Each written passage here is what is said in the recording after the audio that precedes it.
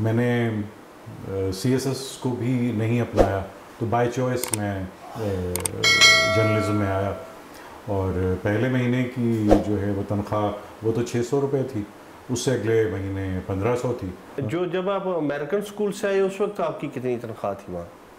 جی 15,000. تو 15,000 چھوڑ کے آپ 1500 پہ آ گئے. جی جی اس میں نیشن میں. جی یہ کس سن کی بات ہے؟ جی 89. دا نیوز میں مکمل طور پہ ایک سمجھ لیں آزادی کا سفر تھا. پھر اسی طرح مختلف سوشل ایشوز جو ہیں وہ میں ہائی لائٹ کرنا پسند کرتا تھا, اور پھر اس میں خوشی کی بات یہ ہوتی تھی کہ انہی ہائی لائٹ کیے ہوئے سوشل ایشوز پہ گورنمنٹ کیمپینز بھی چلیں. بالکل. وہ ایک اوپن مین ہول کا تھا, اسی طرح ہوائی فائرنگ کا تھا, تو وہ خاصی زبردست کیمپینز چلی تھیں. اکمل شہزاد گمن آپ کی خدمت میں حاضر ہے. آج ہمارے ساتھ وقار مصطفیٰ صاحب تشریف رکھتے ہیں. وقار صاحب بہت شکریہ. میں اس سے پہلے کہ لمبا چوڑا تعارف کرواؤں, لیکن مختصر میں یہ کہتا چلوں کہ ویسے تو ساری شخصیات کے ساتھ کہا جاتا ہے کہ جی بہت ہمہ جہت, لیکن یہ کہ یہ واقعی ہمہ جہت ہیں. براڈ کاسٹر ہیں, جرنلسٹ ہیں, اور اردو, انگریزی اور پنجابی تینوں زبانوں میں مہارت رکھتے ہیں, اور دنیا کے کئی ممالک پھر چکے ہیں, اور بہت سی دنیا پھرتی ہے. لیکن بات یہ ہے کہ ایک جو مشاہدے کی نظر ہے وہ شاید اس طرح سارے لوگوں کے پاس نہیں ہوتی کہ جو مشاہدے کو لفظوں کا روپ دے سکیں. تو کیسے ہیں آپ؟ خیریت سے ہیں؟ الحمدللہ. وقار صاحب ذرا تھوڑا سا پہلے تو اپنی ابتدائی زندگی کے حوالے سے بتائیے گا, اپنی فیملی کے بارے میں, تو پھر ہم آگے چلتے ہیں کہ آپ جرنلسٹ کیسے بنے, اور جو جرنلسٹ ہونے کے ساتھ ساتھ براڈ کاسٹر ہیں, جو مختلف پہلو ہیں زندگی کے, جو کریئر کے, اس حوالے سے ہم گفتگو کریں گے. تو تھوڑا سا ذرا آپ اپنی ابتدائی زندگی کے بارے میں بتا دیجیے گا. گوجرا کے ایک گاؤں سے ہمارا تعلق ہے, 315 جیم پہ اس کا نمبر. میرے دادا نے میرے والد صاحب سے کہا کہ چونکہ کسانوں کا معاملہ ہمیشہ یہی رہتا ہے کہ کوئی نہ کوئی کیس چلتا رہتا ہے, تو بہتر یہی ہے کہ آپ یہاں سے جائیں اور تعلیم حاصل کریں. اور وہ میں سمجھتا ہوں کہ ہمارے خاندان کے محسن تھے کہ انہوں نے میرے والد صاحب سے تعلیم کے لیے کہا. اور پھر والد صاحب نے ملک میں اور بیرون ملک بھی تعلیم حاصل کی, اور ان سے مجھے بھی ظاہر ہے پھر استفادے کا بہت زیادہ موقع ملا. ان کا کیا نام تھا یا نام ہے؟ میرے دادا کا؟ جی جی. میرے دادا کا نام چودھری بہادر حسین باجوہ. اچھا, آپ باجوہ ہیں؟ جی. اور نام کے ساتھ آپ کبھی نہیں لگاتے, اور اکثر لوگوں کو نہیں یہ پتا کہ آپ باجوہ ہیں. جی. میرے اس کا مطلب یہ ہے کہ ابتدائی طور پہ تو آپ سیالکوٹ سے آپ کا تعلق ہے؟ جی ہاں, وہ یہ ڈسکا سیالکوٹ روڈ بنتی ہے جس پہ ہمارا گاؤں تھا. اچھا. لیکن چونکہ وہ بات اتنی, گاؤں کا کیا نام تھا؟ اب مجھے دیکھنا پڑے گا کیونکہ بات یہ اتنی پرانی ہے کہ میں والد صاحب سے پوچھتا ہوں کہ اس کا نام کیا ہے, اور وہ مجھے بتاتے ہیں, اور میں اس میں نوٹ کر لیتا ہوں. میری یادداشت جو ہے وہ بالکل صحیح ایسی ہو گئی ہے. تو وہ چونکہ اس وقت وہاں شفٹ ہوئے تھے جب بار آباد ہوئی تھی. بالکل صحیح. تو آپ کو پتہ ہے کہ سیالکوٹ سے بڑی تعداد میں لوگ جو ہے وہ وہاں گئے تھے, اور انہوں نے صرف وہاں نہیں بلکہ بہت سی باروں میں, اور سرگودا اور بہاولپور, بہاول نگر اور جنوبی پنجاب, ایون سندھ تک گئے لوگ. جی جی جی. تو والد صاحب کا کیا نام تھا؟ والد صاحب کا نام ہے غلام مصطفیٰ باجوہ. اچھا اچھا. اور وہ تعلیم کے شعبے سے منسلک انہوں نے کہاں تک پڑھا؟ انہوں نے ایم اے اردو کیا, جی, اور اس کے بعد پھر انہوں نے امریکن یونیورسٹی آف بیروت سے انہوں نے انگلش ایجوکیشن میں, بیروت سے؟ جی, لبنان. جی جی بالکل. تو وہاں سے انہوں نے ماسٹرز کیا. اچھا اچھا. اور یہ کو آفیشلی گئے تھے یا کہ اپنے پرائیویٹلی گئے؟ نہیں, وہ اسکالرشپ تھا, گورنمنٹ کا اسکالرشپ تھا. بالکل. تو اس پہ گئے تھے. اچھا تو پھر ظاہر ہے ان کی وجہ سے وہ ایجوکیشن میں کوئی جنگ میں پڑھاتے رہے، یعنی گجرا سے آپ جنگ شفٹ ہوئے؟ نہیں، پہلے وقت جو ہے وہ گزرا ہے ان کا ٹوبے میں اور ٹوبا ٹیکسنگ، اور پھر کہہ لیں شور کوٹ، اور شور کوٹ سے پھر ہمارا اپنے طور سے جو فیملی کا صدر مقام ہے وہ بن گیا جھنگ۔ بالکل، تو وہ اس لیے کہ پھر چونکہ ہماری تعلیم شروع ہو گئی تو ہم پھر وہ اگر والد صاحب کا تبادلہ بھی ہوتا تھا تو ہم وہیں رہتے تھے، بالکل صحیح، جھنگے میں رہتے تھے۔ تو آپ نے کیا پڑھا، کہاں تک تعلیم حاصل کی؟ میں نے میٹرک گورنمنٹ جامعہ اسکول، اور اس وقت وہ کمپریہنسو ہائی اسکول بھی کہتے ہیں اس انگریزی میں، یہ اسکولز بنے تھے مختلف شہروں میں، جی تو سیالکوٹ میں بھی ہے، جی بالکل، تو ان میں سے ایک جو ہے وہ یہ گورنمنٹ کمپریہنسو ہائی اسکول وہاں پہ جھنگ میں تھا، تو وہاں سے میں نے میٹرک کیا، اور ایف اے وہیں سے جھنگ سے، گورنمنٹ کالج جھنگ سے، پھر بی اے وہیں سے کیا، تو پھر ماسٹرز جو ہے وہ میں نے اسلامی کالج سول لائنس سے کیا انگریزی میں، اور بعد میں نے اردو میں بھی کر لیا تھا۔ تو عمومی طور پہ انگریزی والے اردو میں یعنی کم آتے ہیں، یا وہ پڑھانے کی طرف چلے گئے یا کوئی سرکاری نوکری میں چلے گئے، تو آپ نے اردو کرنے کی ضرورت کیوں محسوس ہوئی، اردو میں ماسٹرز کرنے کی؟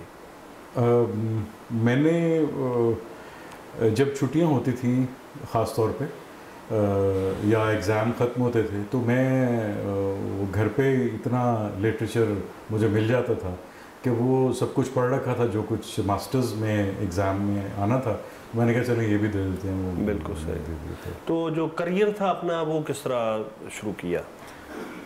کریئر کی ابتدا جو ہے وہ ریڈیو سے آپ کہہ لیں کہ 1988 سے ریڈیو کا پروگرام تھا دانش کدہ، اس سے پہلے ظاہر ہے کہ جیسے ریڈیو کا وتیرہ ہے کہ ہر ایک کا آڈیشن ہوتا ہے، تو میرا بھی آڈیشن ہوا اور اس آڈیشن میں میں کامیاب ہوا۔ وہ کس طرح آپ ریڈیو، کسی نے کہا یا کس طرح آپ کو پتہ چلا کہ ریڈیو جانا ہے؟ چونکہ تقاریر وغیرہ تو میں کر ہی رہا تھا، تو مجھے یہ علم